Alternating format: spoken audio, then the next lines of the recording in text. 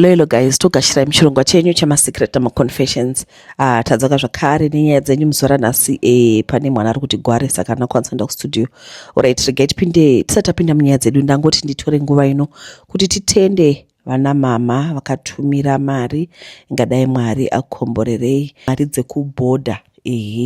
Aiwa Mwari ngadai akomborerai. Right, regai tipinde munyaya yedu yekutanga. Vatete murume wangu akandisiya 15 years ago achiti awana mukadzi musuto ane chiuno chinenge sisi. Akandiudza kuti ainge awana mukadzi akanaka, shushura ndadya modzi yechingwa. Vatete murume wangu Edmond anoti ainge apenyerwa napavalo zvekuti ini ndaitova murume bate zvangu. Ini ndaive ndava kunzi ndiri chipuru nyene zvekuti taiva nevana vaviri. Murume wangu akazvikangamwa. Ndakazoona status yemurume wangu zvokwadi waiona senge wakasenga do. Chero hama dzandaifunga kuti dzaindida dzaingoita sympathize neni kana ndiripo, kana ndabva vosara vachipwatika zvavo.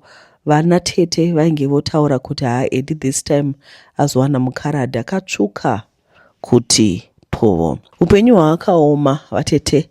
Ndakasara nevana vaviri for 15 years ndichizvionera. Taita kukanga waya nevana baba vavo vari Joni. Ndaimbobatsirwa nehama dzangu kusvika vaona kuti ndazvibatsiri kuti mangwana ndigoramba ndoti gogogoi ndokumbira shuga kana kuti gogogoi ndokumbira mafuta ekubikisa. Vatete pamasubjects angu ose ndainge ndisina maths. Ndakashingirira ndikanyora neshungu ndikapasa ndikadzidzira kuita mudzidzisi. Ndakapedza vatete ndikanokandwa kumusha ndikatanga kushanda mazuva edollarization. Ndainge ndava neaccess kumaloan plus ndiwo mazuva ema-incentives. Saka mari yacho ndaiti ndikawerengedza inokwana. Ndakamaneja kutenga stand yangu yenhano ndikavaka.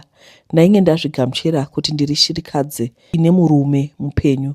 Murume ainge arova Joni. Mazuva ekutanga ndaimbofona kana Edmore akada kukubhowa aidavirisa mudzimai wake wonzwa musutu uya achipopota wongoza kuti ndatukwa. Dzimwe dzenguva hanzi zvionere wava munhu mukuru move on. Kubva zvandanzwa mashoko aya handina kuzombofona zvakare. Chero vazukuru vaindipa maupdates ndakavaudza kuti vambomira. Vazukuru vaiuya vachindiudza sekuru vatenga mota inoita senge ichataura, sekuru vadai. Ndikati hai vazukuru sandipa maupdates, regai vaite zveupenyu hwavo hunyowani. Handiti vainge vawana chipogosvogodo chemunhu chakatsvuka kuti piriviri, chakaumbika kwaisu tainge tichiri vanhu. Ndoudzwa kusageza kwese kutsvinya kwacho kwandakaitirwa hakuna akambosangana nako. So pakatanga mambahambi izvi ndaingozvionerawo paTV sevamwe. Ino ndainge ndotoitawo zvelife yangu. Vatete ndainge ndatopedza kuvaka, vana vachienda kuchikoro without support yababavo. Tese tainge tatoita move on. Ndakasiwa nevana 3 years, umwe ane gore ne6 months. Ndikakuudzai kuti akasiwa 3 years akadzimira akapedza A-level.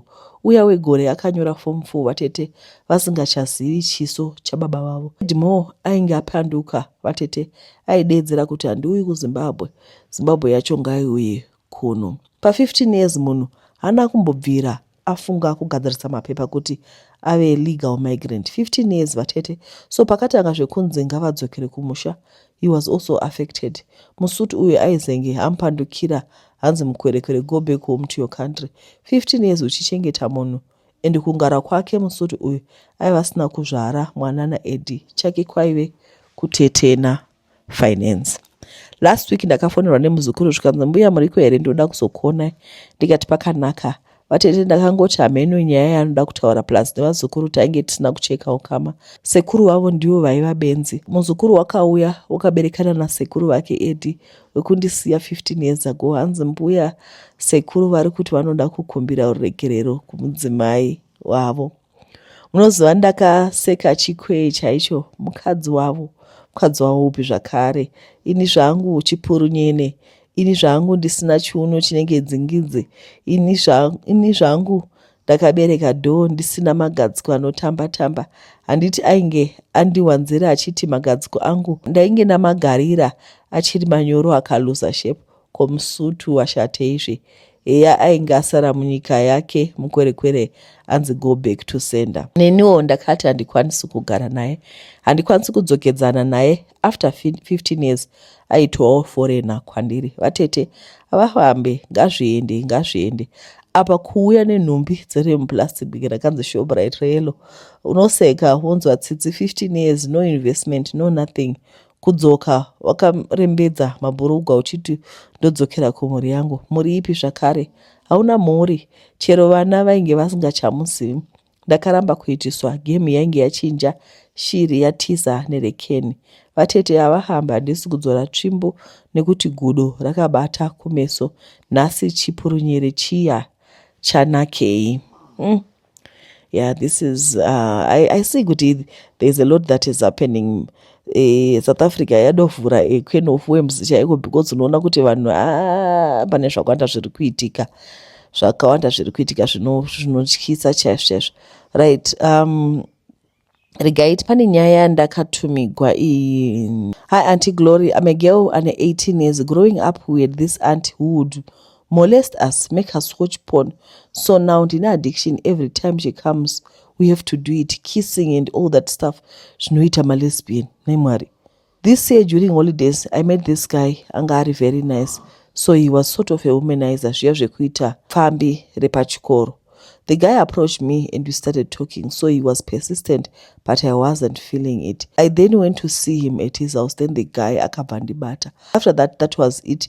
We had no contact. He was busy with work and I was busy with school. I had a position at school which everyone knew me, so I started getting sick and my period didn't come. I told him about it and also that I couldn't keep the baby. He then asked me to visit him. I went, I started crying because of my life that was ruined. Ndange ndaudza shamwari dzangu shoma ende zvinhu zvaindishungurudza kuti I'm 18 years and I'm pregnant. Iye aida kuti ndibvise nhumbu, saka akabva atenga mapiritsi akandipa. I did it and nothing happened. Ndakaenda kuchikoro ndikatanga kuita macramp, ndikabva ndaudza mufesi uyo akabva ati achauya nemapainkiller. I was pregnant with twins and the guy was very mysterious. I guess he had a wife nekuti sometimes he would ghost me. At his house I found 3 guns hidden. One of my friends had told me that he was dangerous, saka I started connecting the dots. Kwatinogara kumabachelor's flats, kwanogara kunozikanwa nesmuggling of drugs and a lot of things. The other thing, he rides different cars every time, so you never see him in the same car. Now the thing is, I now love this man. And my friends, after I had abortion, they told me to block him. And ndavavaudza kuti ndamblocker, but being honest, I can't, because he akandibvisa umandara. And the other thing, we talk, sometimes anouya kuzonditora. Every time he sees me with a guy, anobva atotsamwa. The other time I was with my male cousin, akamurova. I then showed him a pic rekuratidza kuti he was my cousin. He felt bad. Vamupa 100 rand, he drink. I don't know what to do, because if he tells me to jump, I jump. I'm kind of addicted to him. And also ndikazama kumblocker, anonditumira picture akabata futi. He then said ndoza kwaunogara. He actually had my phone once and he's very protective. I don't know what to do, because I've been through so much with this man. It's not every day you get pregnant with twins and face abortion and get raped. I don't know what to do. I'm stranded. Right. Kwekutanga manzo here kuti kwai ndiri musikana nemakore 18. Ndichikura papana anti vaiuya vachitibate porn. Saka now I'm addicted. Every time patinoita tinokisana and stuff, zvinoita malesbian. Naimwari munhu ane 18 uyu munhu yakatumira audio, ndokumbira kuti unditumire message. I don't know kuti chii icho chichi. Ivo anti vachona hamugoni here kuti vasauye kumba, vanouya vachikubata. Apa manje handinoona kuti nyaya yacho yangu vanxoza entanglement after entanglement, because right now mufesi uyu manje ane pfuti zvazodii zvikadii. Paakauya kuchikoro pekutanga ndaifunga kuti kuchikoro uku aidzidza, but wotoona kuti aiwa iye anga asingadzidzi, munhu aiya kuzotsvaka vasikana. Zvino zvinokwa kunzi kana ukandiramba wotumigwa pfuti, wotumigwa picture wakabata pfuti. Unochazoona kuti wapindana nacho chechecho. Handizivi kuti munofunga kuti kudii. What advice can you give here? But zvakatiomei hazvo.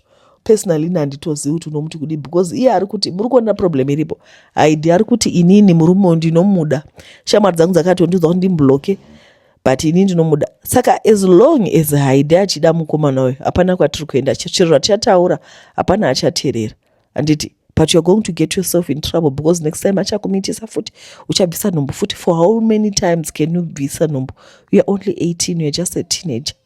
So unless you tell yourself kuti I want to change, ndo pachatanga change. As long as you usina kuda kuchinja hapana zvatiri kuita. Makadi iyi ndikubatikana ndogara ndichiteerera maconfession enyu, munobatsira vanhu vakawandisa. Ndina sesi vangu vakaroorwa nemurume wavo vakabvisirwa kuma 2008, but now kubva kare yanga iri abusive marriage. Achirohwa moziva zvemukadzi anenge achishereketa, vaibva kumusha nedovi nenzungu nemupfushwa. Murume aita katsamwa, aitora nzungu odeura, mari aidambura, orasa dovi obva aputsa pasi. Vakashingirira navo vave nevana 4 vari mumarriage imomo. Murume wavo anonyenga and haana respect nemukadzi. So ndakambozama sending nawo ndikamuti wadi wabuda wazviraramira life yako, wona waonda stage yawe haichaiti zvekuti hazvichaiti nditendeke kuti ndosisi vangu ndotonyara. Munhu ane body yakanaka, chero geza anogeza, but kana une stress body inoita kunge isingadayiri mvura. Ndaikumbira utete mumbovapawo small counseling, ndataura navo vataure zvese zvikuvanetsa, nekuti ini havachanditauriri. Ndakaguma ndakuti musauya nenyaya dzenyu munondipa stress, but moyo unoramba uchirwadza. Ndakaona message yavakakanda kugroup kwatinogara kuno yemukadzi achiti munhu uyu andiputsira imba yangu. Ini handina kuziva kuti murume asisipo akaenda kare achagari pamba. So now ndambozama kutaura navo kuti nditenderei nditaure navatete vakuitei counseling, nekuti vanoda counseling yakasimba. Even sawira wakanditi boy here sitsi vako zvavave kuita dzichirimo herewo dzakushota. Ndogara ndichimuudza kuti murume anokuda, anokurespekta, but havanzwisisi. Kana zvichiita tete ndokumbirawo mbozama kutaura navo kuti kubuda marriage hazvirevi watova magumo elife. Vakatomborenta vega, but ndakazoona vadzokera zvekumurume uya. Ndakazoona ndakuita sekuti ndoda kuputsa imba yavo. Pamwedzi vanogona kunetsana nemagirlfriends akawanda. Ndogara ndichivaudza kuti murume wavo ndo problem, but havanzwisisi. Vanenge vachiti ndoda kunyatsisa hore racho. So ndo mamiriro akaita nyaya yangu tete.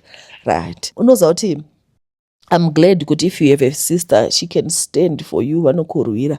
You're doing a very great job. But unfortunately, one thing chandiri kuona ndechekuti iye munhu achona ari muproblem ari kutoona kuti vachiri kuda kuramba vachigwa, vachiramba vachitevera murume, vachiramba vachienda kumagirlfriends. Guys, ina hangu personally semaonero angu, handizivi hangu, handisi kuti kudika kuti kudi, but I need you to understand me. Kuti kana ukaona munhu anyenga, iwe woona girlfriend A woitevera, girlfriend B woitevera, girlfriend C woitevera, girlfriend, ungasaita benzi. Munhu anofanira kudhila naye ndiye munyengi, because alright tongoti wadestroy relationship girlfriend A, achatsvaka zveimwe nyowani, iwo tevera. Uchingotevera masure uchicleana. For how long can you continue doing that? Uchitevera murume every day kumasure, uchingosvika uchiti siyai murume wangu. Kwete kuti uudzewo murume wako, munhu unogona kucontrola murume wako. Kana murume wacho asingadi kucontrola zvinodi, pane pamboona kuti nini zvimwe zvinhu I don't have to continue. Right now this is a toxic marriage because ezvinowanzi vatoonda, chero pfungwa dzoedza kutanga kuti kunge dzashota. And handi munoziva kuti kana vana vakakura muimba muna baba namai vasiri happy, vana vacho havazombovi vanhu vari right. It's okay, tine vanhu vanogona kuvabatsira panapa. She really need help. Alright, rega ndione kana pane nyaya imwe inoteverwa. Tete, how are you? Nyaya yangu yakamira yakadai. Ndiri mukadzi ane makore 25. So ndichiri musikana I met a guy. Ndakatanga ndisingamudi, aigara achindishungurudza. Ndaiti ndikamuona aitondibhowa. Haana kumira kundinetsa mukomana uya. Akaita 3 months achingonyengerera. As time passed ndakatanga kumufarira mukomana uya, and one thing led to another. Ndikatanga kumuda. We dated for only 5 months. Akabva aroora tete. I was happy. He told me kuti kanga kamira kuti ndimubvume because zvinhu zvake zvakanga zvakarongeka. Achipedza kuroora ndakabva tachata, tikabva taenda kuhoneymoon. My husband was really happy nekuti akandiwana ndiri mhandara. He was my first actually. He respected me and he loved me zvekuti he knew I felt kuti ndodiwa. We acted like newlyweds every day. Chero papera gore painge pasina chachinja. Problem yakazouya pakushaya mbereko. Takagara nemurume wangu tisina mwana. Murume wangu aigara achindisimbisa kuti zvichaita. Nerimwe zuva his relatives manje vakanga vakundipa pressure. Dzimwe nguva ndaitotukwa vachinditi ngomwa, ndaigara ndichichema zuva nezuva. Ndainamata nekutsanya kuti hapana chakachinja. But I never gave up. I had faith kuti one day zvichaita chete. Then gore richipera ndakabva ndabata pamberi. To say I was happy is an understatement. Ndakafara tete. Murume wangu pandakamudza akachema nemufaro. We have been waiting for a moment like this. Saka pazvakaita takafara zvekuti. My husband was very supportive. He was there for me every step of the way. Zvekuti kusenga mimba kurwadza handina kumbozviona because murume wangu aindibatsira though aienda kubasa. But he provided for all my cravings. Chero ndikada anything pakati peusiku aimhanya kunotsvaka. So pandakabara ndipo pakatanga kuchinja murume wangu. Nyaya ndeyekuti ndakabara mwana mukomana akaremara. Paakazvara hatina kuzviona, patakazozviona akura kuti akanga asingagoni kugara ega. Murume wangu akanga asingamubati achimusema. Chero kumba inonoka kuuya. Then rimwe zuva he dropped a bomb akandiudza kuti haachadi. Akatanga kutaura zvakawanda kuti mwana akanga asiri wake, achiti I cheated on him. Ndikazvara mwana chirema. He actually sent me packing. Ndakabva ndaenda kumba kwedu. Mai nababa wangu vakandigamuchira. They are supportive of me. I was broken tete, but I had to be strong for my child. I picked up the broken pieces. Ndikabva ndatsvaka basa. So mwana ndaimusiya namama. Ndoenda ndonoshanda. Even till now murume wangu haana kunditsvaka kana kuti mwana ari sei. Ndoda kubatsirwa kuti ndodii tete. Should I continue kuchengeta mwana wangu ndega ndosiya nezvemurume? Kutaura chokwadi, murume wangu ndinomuda. Handizivi kuti kuzvara mwana chirema imhosva here. Handisirini ndakazvida. It just happened. Ndoita sei nelife yangu? Zvinhu zvachona zvakaoma.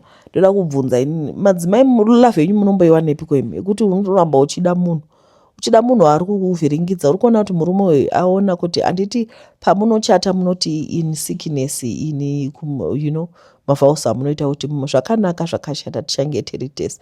Right now mwana asvakwa kazhinji ndoona vana baba vazhinji vanoti kana mwana akazvarwa asiri right akatiremare handiti kakauti asingori normal. Vana baba kazhinji vapanana baba vanotiza. I know of mwana akazvarwa albinism, baba wake chero school fees avabhadhari. Is not interested. Vana baba vane kamwe katsika ikako. Sorry henyu guys, munogara muchiti ndinovenga varume. Aiwa ndivavengi varume, asi ndiri kungotaura kuti zvinowanzoitika mumasituation akadai.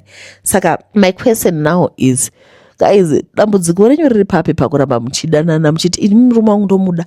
Unoda munhu asingakudi, uramba uchichoose love. Madzimai mune rudo, ingadai manditapudziraiwo chokwadi.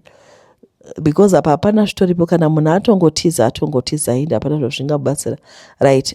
Pane nyaya yandatumirwa yakati rebei regai tiverenge iyoyo yasister vari kutaura kuti vainge vakajoina Satanism.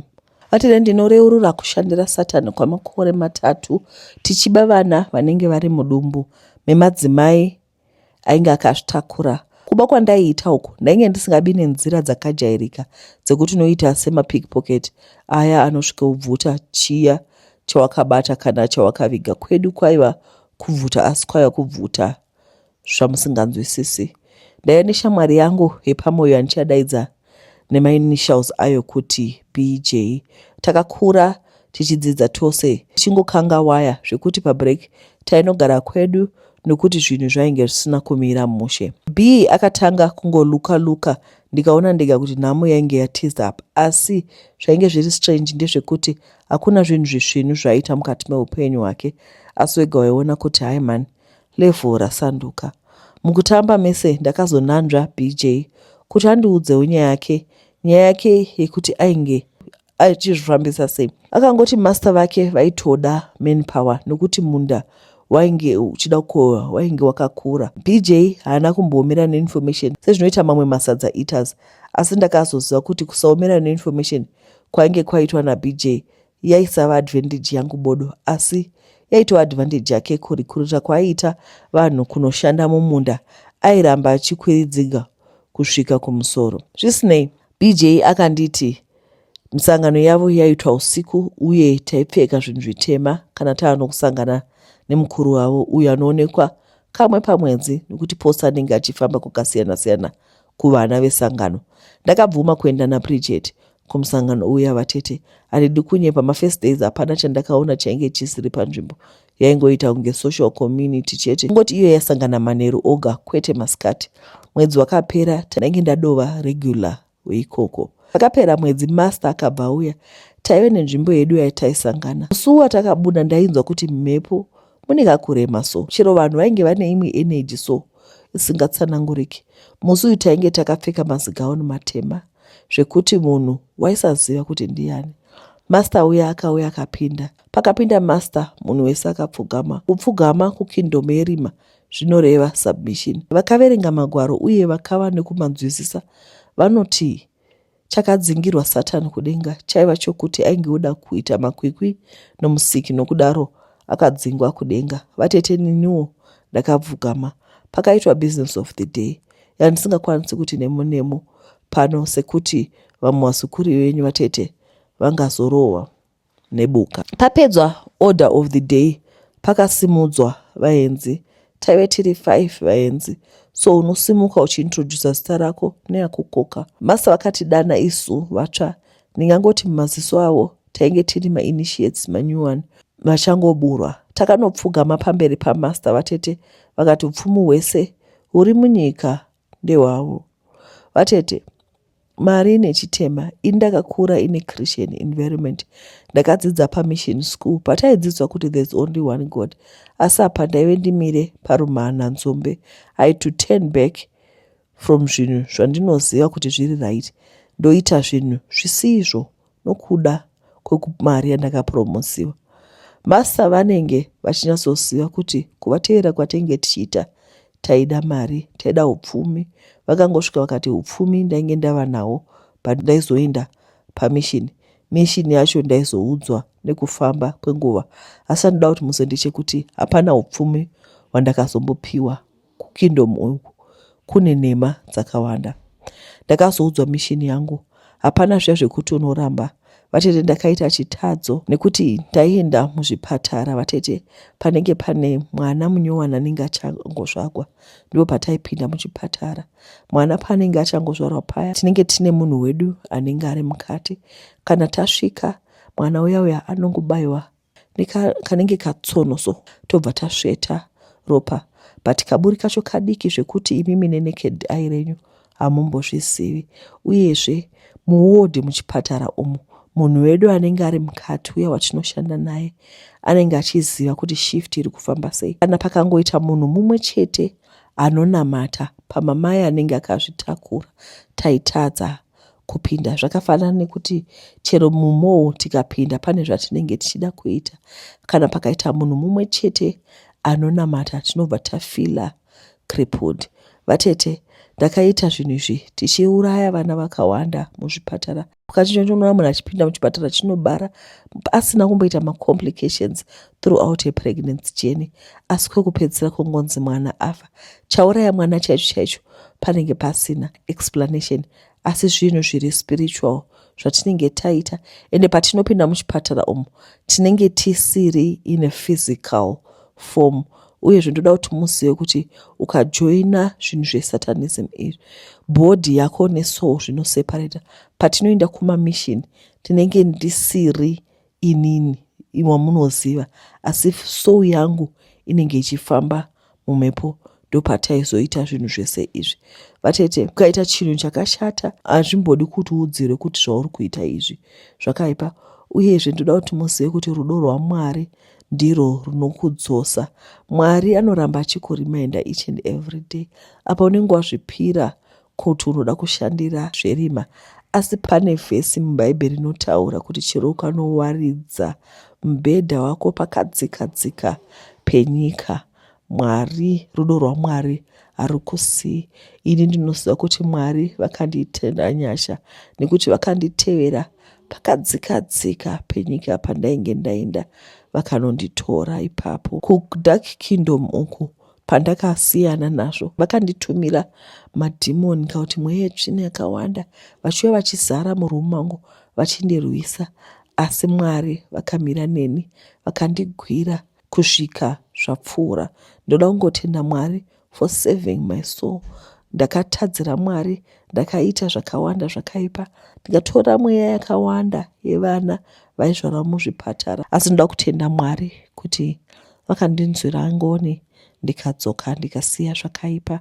Kana ndikawana nguva ndichakuudzai kuti ndakabva sei uyezve chii chakaitika kuti ndikwanise kunge ndichisiyana nezvinhu zvedima. Ndinokutendai nekuona chironga nekuteerera kwamaita muzuva ranhasi. Aiwa, nhasi tatoti muite zvekuteerera nekuti wedha yachona vana vazogwarazve nauendesa vana kuchipatara. Zvino ndafunga kuti ndingambotanga ndamanya kustudio ndikazodzoka ndikazoti zvizonyatsobuda zvakanaka. Asi ndinokutendai nerudo rwamunotiratidza misi nenguva. I hope we learn 1 or 2 stories. Handitya ngatirambei tichisubscribe. Muzuva ramangwana ndichadzoka tichaita mavhidhiyo enyu amajera. Ndoziva kuti munoda kundiona. Vari kuDurban, vari KZN, muri right here. Vane vazhinji vari kuCape Town. Moyo yedu goes to you. Takaona vanhu vari kubatsira zvakawanda, vana Kim naNatanaka vachibika sadza vachipa vanhu chikafu. Mwari akuitirei zvakanaka. Tinokutendai muri eZimbabwe. Hanzi one thing that you cannot take away from Zimbabweans is the love. Muri vanhu vane rudo, vanhu vane unhu. Ngadai Mwari akuitirei zvakanaka. Ndatenda. Bye bye.